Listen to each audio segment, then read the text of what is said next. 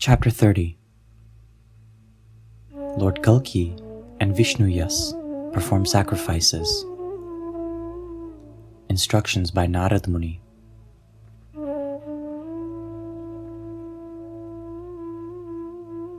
Sutta Goswami said, O Brahmanas, I have thus described the liberation of King Shashidvaja. Now, I will continue to narrate Lord Kalki's transcendental pastimes.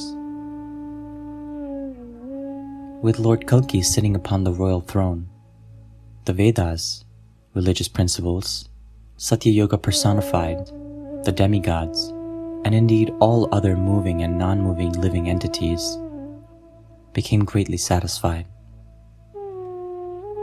In the previous yuga, the Brahmanas had worshipped the demigods, and to bewilder the masses of people, they had displayed some minuscule mystic powers.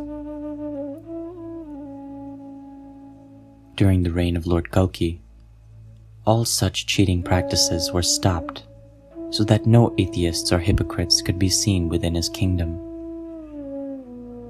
Lord Kalki thus happily resided at the city of Shambhala. One day, his father said, O benefactor of the demigods and all the people of this world, we should perform a grand sacrifice for the welfare of the earth. Being thus ordered by his father, Lord Kalki very humbly said, I will worship Lord Hari by performing the Rajasuya, Ashvamedha, and other sacrifices, which are prescribed in the Karmakanda sections of the Vedas, so that everyone can advance in the three objectives of life: religiosity, economic development, and sense gratification. Lord Kalki first worshipped all the sages, headed by Kripa, Parashuram, Vyasa, Vashisht, Daumya, Akritvarna, Ashwatthama, Madhuchanda, and Mandapal, as well as those Brahmins who were learned scholars of the Vedas. He then arranged to perform a sacrifice at the place located between the Ganga and Yamuna. After taking a ritualistic bath, he gave sufficient dakshina to everyone. Lord Kalki sumptuously fed all the Brahmins the 4 kinds of food that are chewed, licked, sucked, and drank, and this included vegetable preparations, soup, cakes, fruit, roots, and many other items. The sacrifice was then performed exactly as prescribed by the scriptures. During this great sacrifice, Agni acted as the cook, Varun distributed water to the guests, and Anil served the food. The lotus-eyed Lord Kalki pleased everyone by feeding them very delicious food and arranging for entertainment with dancing, singing, and music. The mood was one of great merriment, and at the conclusion, everyone, including the young, elderly, and women, received great gifts of wealth. At this sacrificial performance, Ramba danced, Nandi played musical instruments, and the Gandharva, Huhu, sang very melodiously. Lord Kalki, the maintainer of the world, gave charity to the Brahmanas and others, as he continued to reside on the banks of the Ganga under the order of his father. The Brahmanas sang narrations of the former pious kings in that assembly, which were presided over by Vyas. One day, the great sage Narada, who was worshipped by the demigods, arrived there, playing on his veena. Vyas cheerfully greeted the exalted sage, and then worshipped him in a mood of humility and devotion. He then addressed the great sage Narada, who was a topmost Vaishnav and master of the veena. Vyas said, Because I am seeing you present here, It must be the result of pious activities performed by me during countless previous lifetimes. Although you are self-satisfied and thus have nothing to accomplish, I believe that you have come here to deliver me from my material existence. Today, my forefathers must be very pleased, for I have received your darshan and the opportunity to worship you. Today, my offerings of oblations into the sacrificial fire has borne fruit. Today, all the demigods must be pleased with me. A conditioned soul is very rarely blessed with the association of a devotee like you. By worshipping you, Lord Hari is worshipped. Your darshan ensures the cessation of the cycle of repeated birth and death. Your touch destroys all sinful reactions.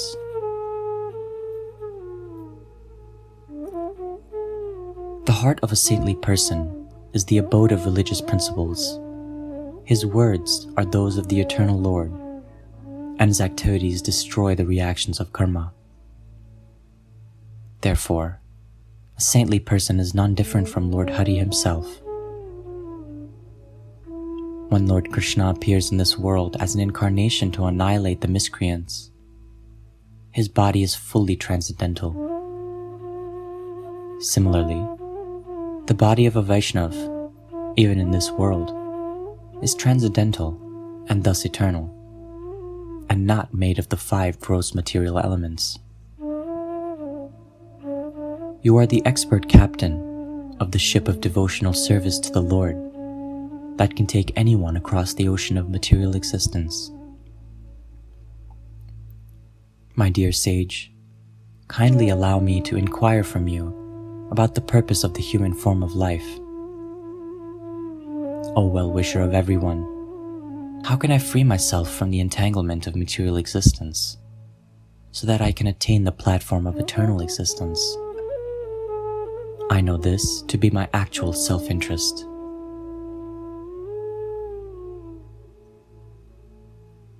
Narada Muni said, Alas, how strong is the illusionary energy of the Lord, Maya! She works in an extraordinary manner and must be considered most auspicious. How astonishing it is that the Father of the Supreme Lord himself is inquiring from me about the means of his deliverance from illusion.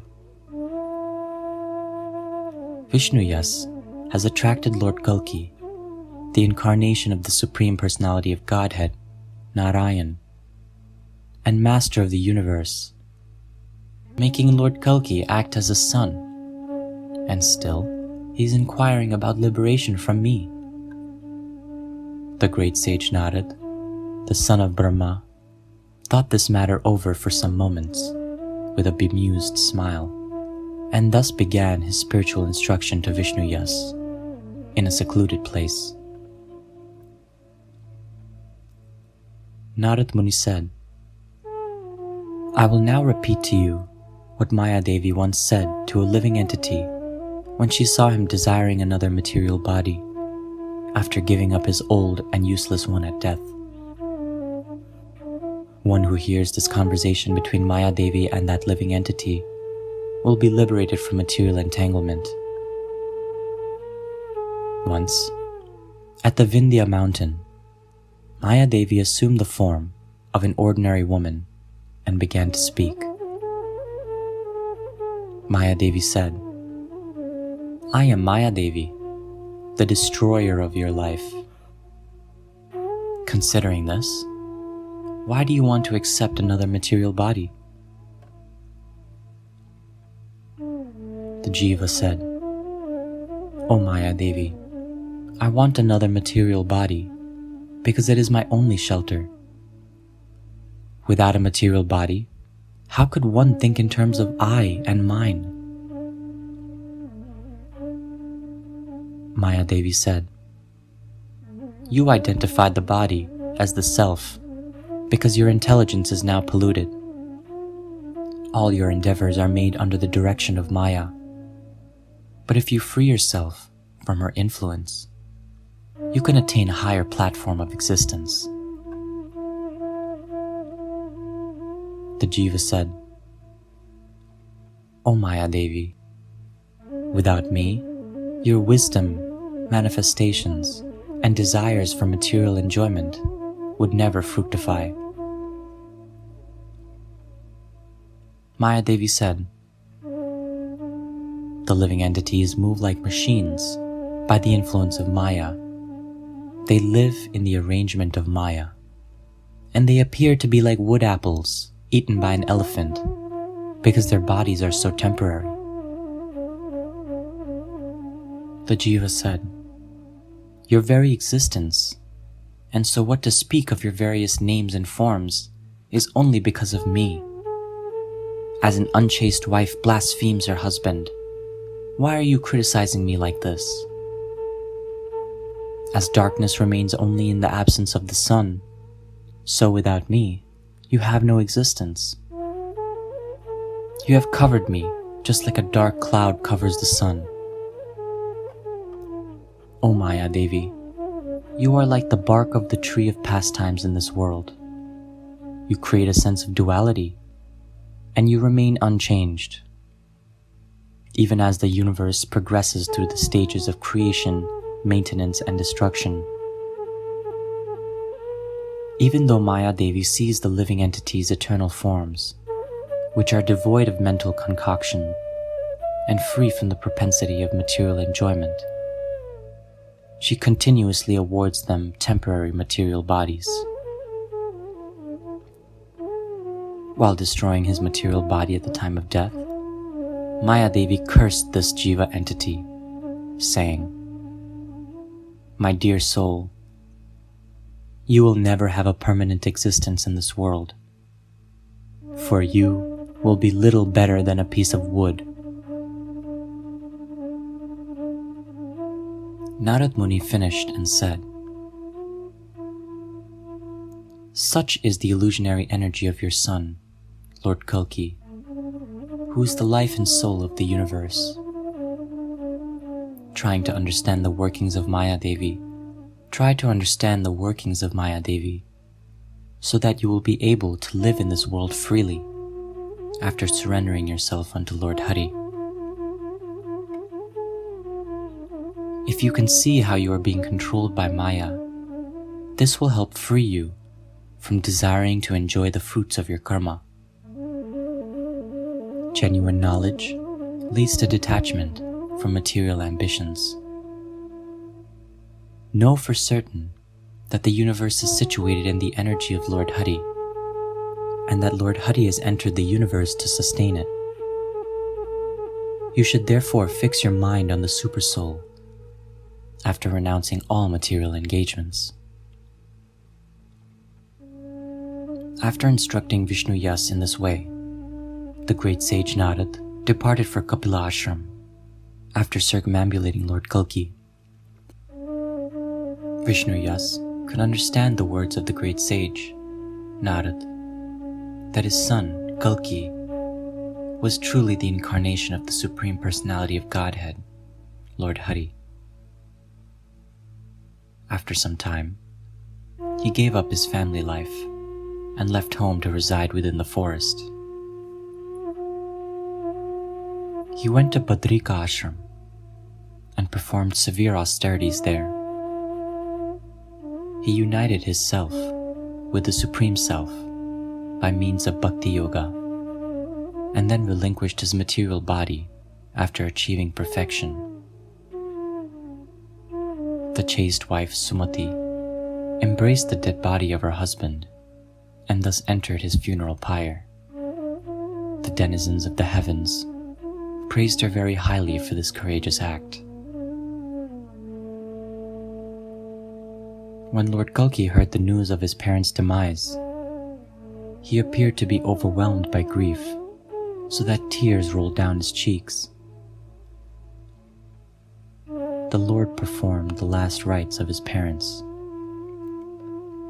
Lord Kalki, who set the example by perfectly observing the codes of good conduct, continued to reside at the village of Shambhala, which was desired by even the demigods of heaven he lived with Padmavati and Rama as he continued to rule his kingdom.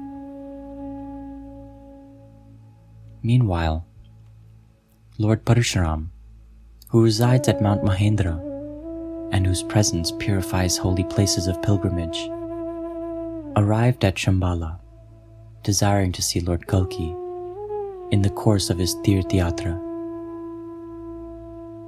As soon as Lord Kalki, the perfect follower of the codes of good conduct, saw his spiritual master Parashuram, he cheerfully got up from his throne along with Padmavati and Rama to greet him.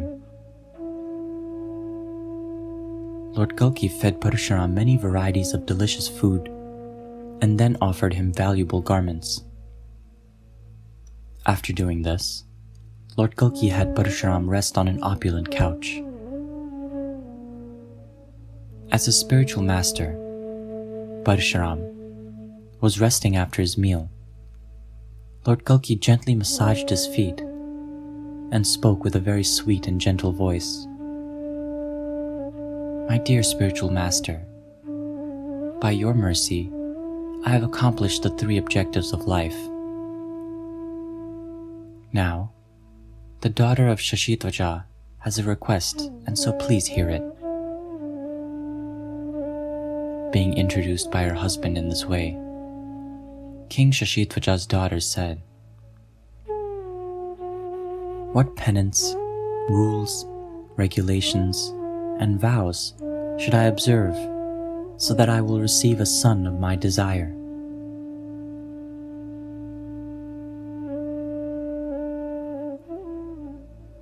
Thus ends the translation of the 30th chapter of Shri Kalki Puran.